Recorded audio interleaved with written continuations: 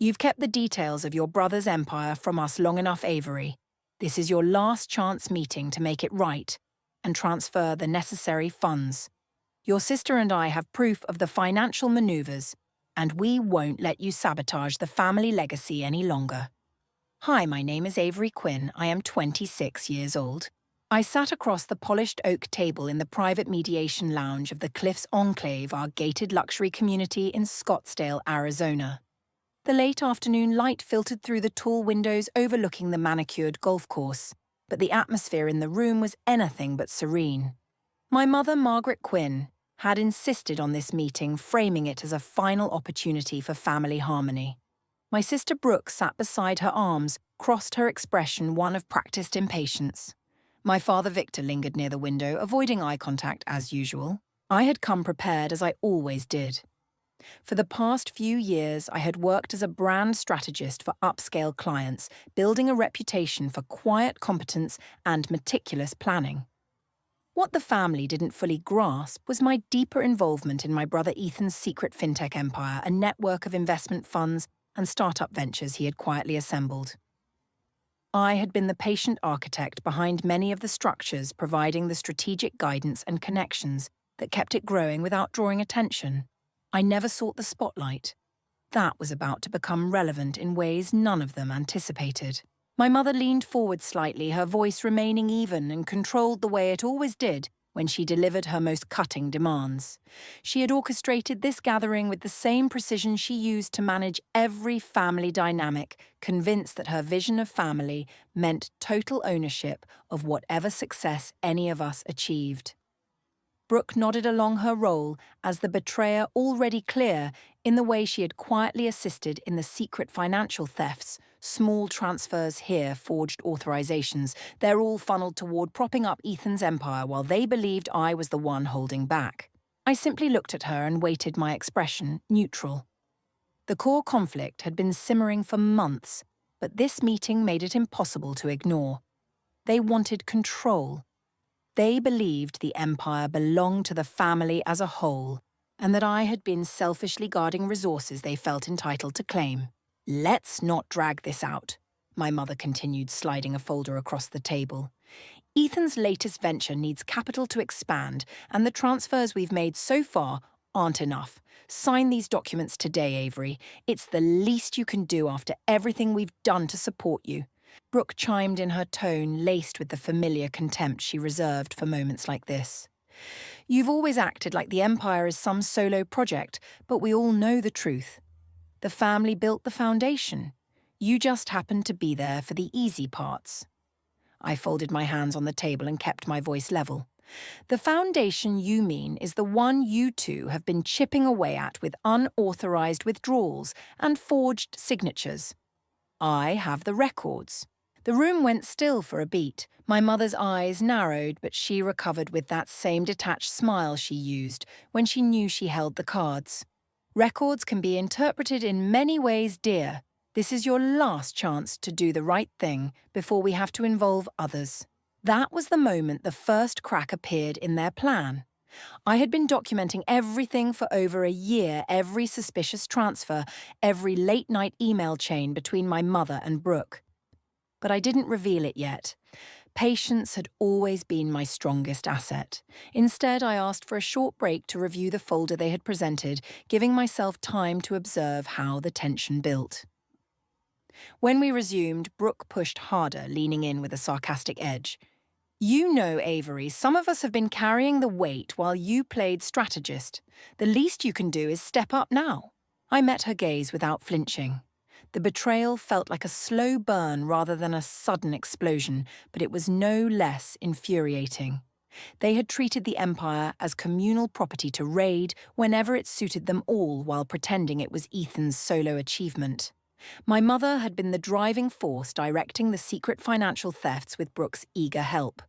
Forged authorizations redirected wire transfers, small at first, then bolder as Ethan's ventures demanded more capital. The meeting dragged on with more demands and veiled threats. My father remained mostly silent, offering the occasional nod when my mother glanced his way. I kept my responses measured, buying time. If you have ever sat across from family members who viewed your hard work as their personal safety net, you know exactly how heavy that moment feels. Have you ever wondered how far someone would go to claim what they believe is theirs by blood? I certainly did that afternoon watching my mother and sister operate with such cold entitlement. The first major escalation came when my mother mentioned involving the enclave's influential residents. People here respect family unity, Avery. It would be a shame if word got out that you're the one undermining us. That was when the door opened, and Sophia Lang, my childhood friend who had become deeply embedded in the Enclave's social circle, stepped in. She had been invited by my mother, of course. Sophia's presence shifted the dynamic instantly. She had always been closer to my sister and mother, and I could see from her expression that she had already chosen their side. Avery, they're only asking for what's fair, Sophia said, her voice carrying that familiar tone of disappointment she used whenever I didn't fall in line. The Empire benefits everyone.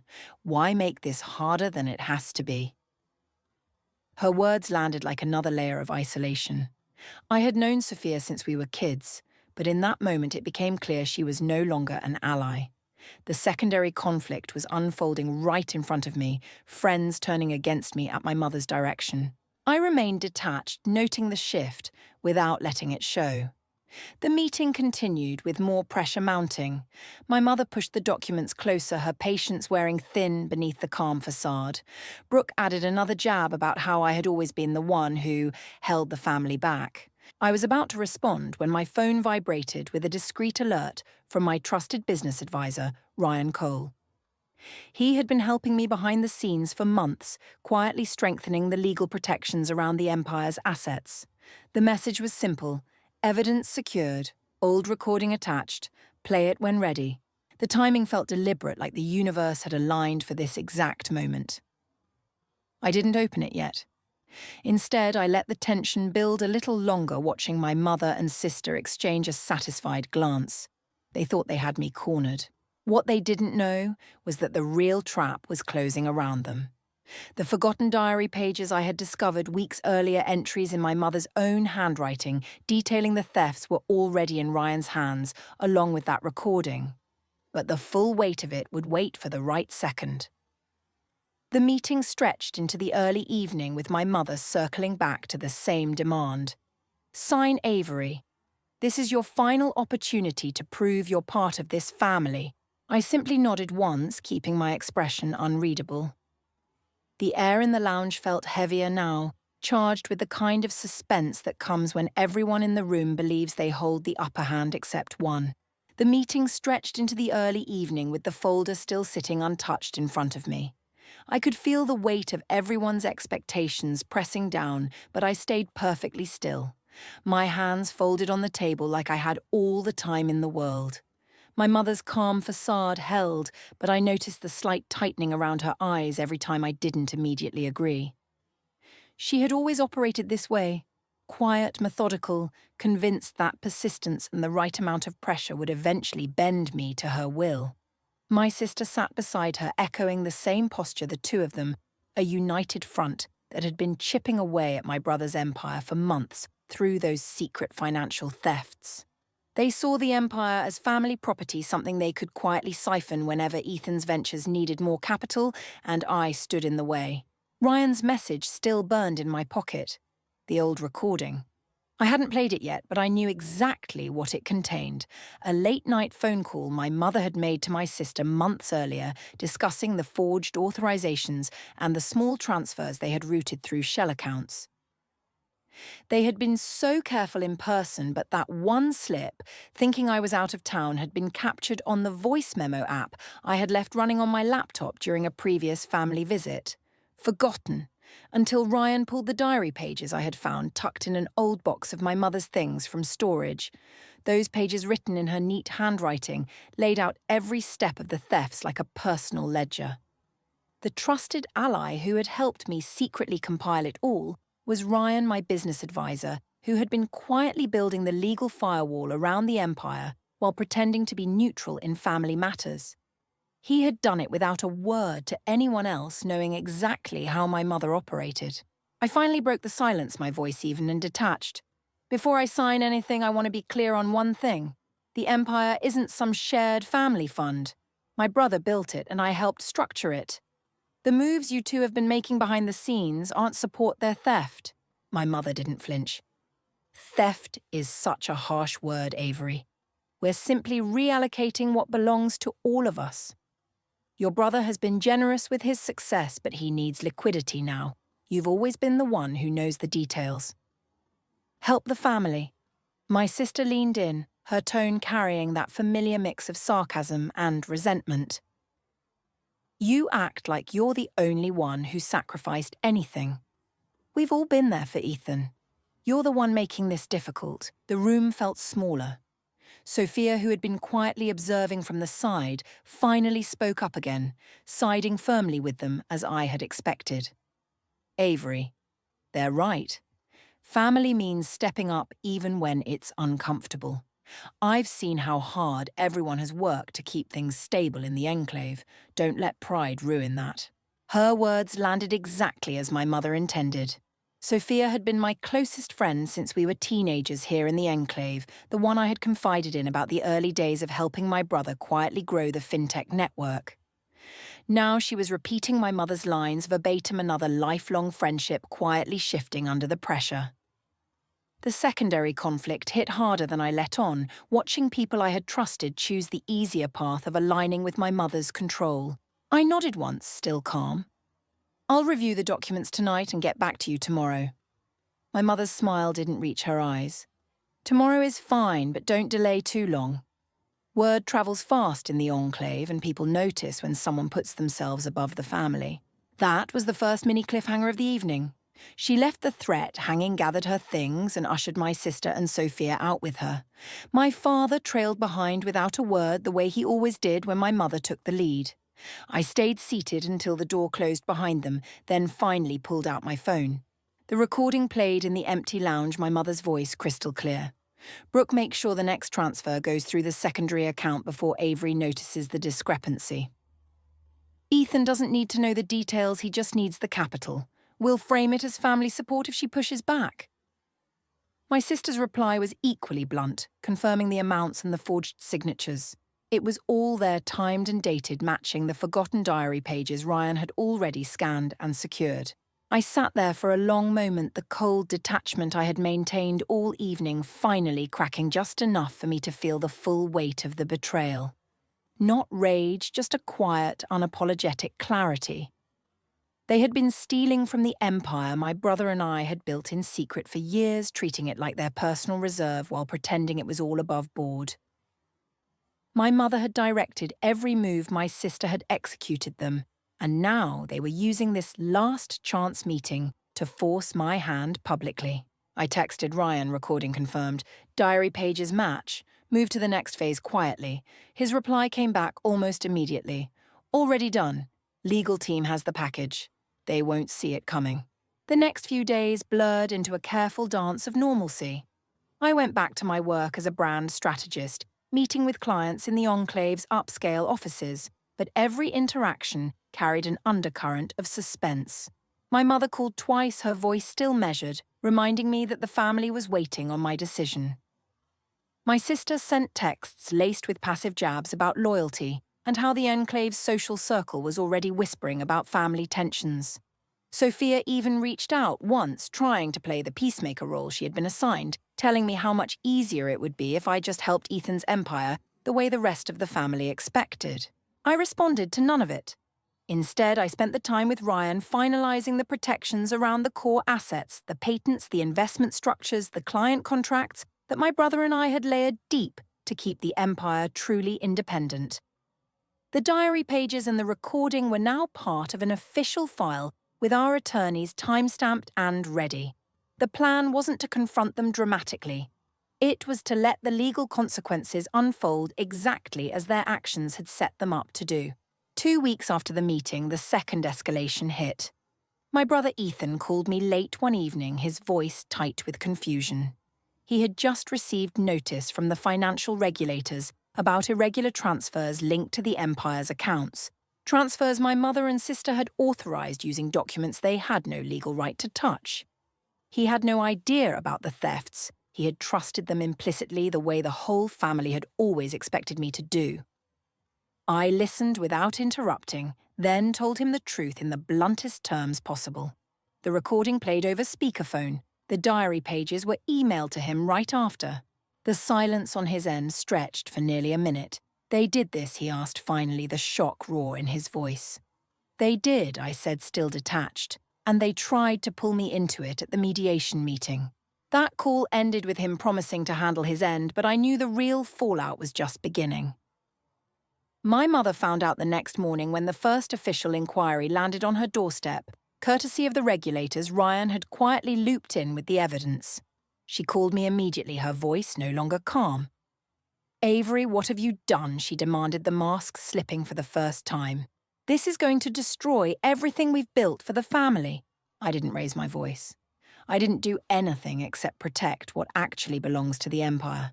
The thefts were your choice. The consequences are yours too.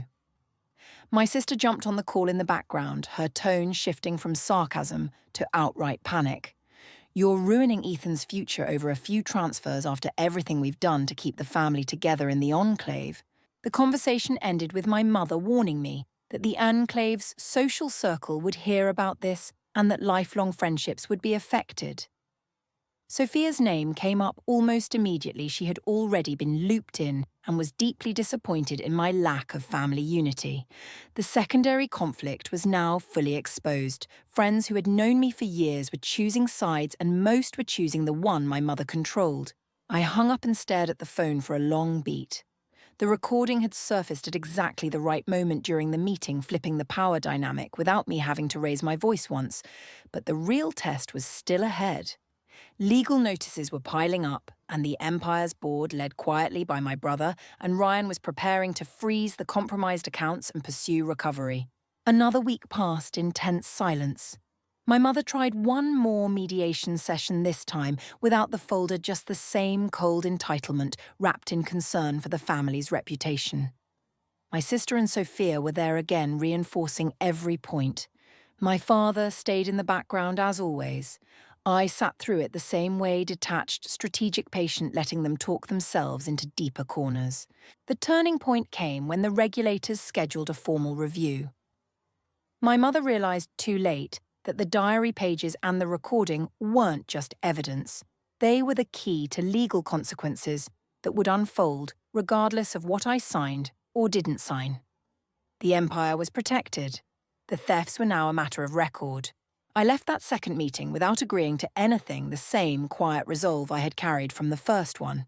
The secrets were exploding now exactly as they had set them up to do, and I was no longer the one expected to clean up the mess. The secrets were exploding now exactly as they had set them up to do, and I was no longer the one expected to clean up the mess. A few days after that second mediation session, I drove to the Enclave clubhouse for what my mother had insisted was a final private discussion. She had booked the small conference room overlooking the golf course, the same polished space where families in our community sealed deals and smoothed over scandals. My sister arrived first, her face tight with the kind of forced composure that only comes when things are slipping. Sophia walked in right behind her, and then Lila Harper, another woman I had known since we were teenagers here in the Enclave, slid into the seat next to my mother like she belonged there.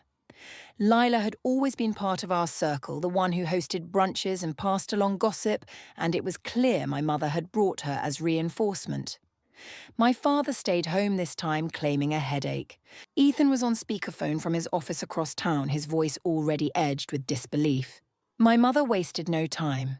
She placed both hands flat on the table and looked straight at me, her tone still measured, but carrying that familiar cold edge. "You've had enough time, Avery. The regulators are asking questions now, and the only way to fix this is for you to sign the transfer documents and backdate the support we provided.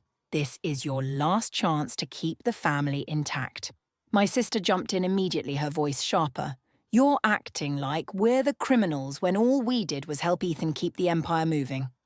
"Stop being so selfish." Sophia nodded along her expression, disappointed in that practiced way she had perfected over the years. Avery, we've all seen how hard your mother has worked to hold everything together. The Enclave talks. People are already wondering why you're dragging this out. Lila leaned forward, adding her own layer. It's not just about the money. It's about loyalty. We've all been there for each other through everything. Don't make this bigger than it needs to be. I sat there listening, the same detached calm I had carried through every meeting. Their words slid off me like water on glass. I had spent weeks preparing for exactly this moment, and Ryan had made sure the evidence was ironclad.